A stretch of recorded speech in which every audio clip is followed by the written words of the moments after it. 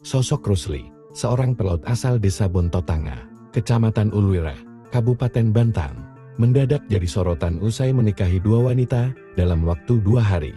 Pria berusia 32 tahun itu baru saja kembali ke Indonesia setelah 3 tahun berlayar di Cina. Diketahui, Rusli menikahi Warni pada Minggu 5 Oktober 2025 dan berencana menikahi Kasma 2 hari kemudian. Keluarga menyebut Rusli dikenal sebagai anak pertama yang bertanggung jawab dan menjadi tulang punggung keluarga sejak ibunya meninggal dunia.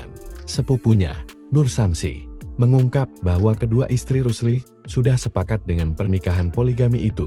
Bahkan Warni telah menandatangani surat pernyataan kesediaan di poligami. Keluarga berjanji untuk tidak membeda-bedakan kedua istri. Namun, pihak KUA Kecamatan Uluwira menangguhkan berkas pernikahan Rusli dengan istri keduanya karena belum memenuhi jeda waktu 10 hari pendaftaran dan belum ada surat rekomendasi nikah dari kecamatan asal.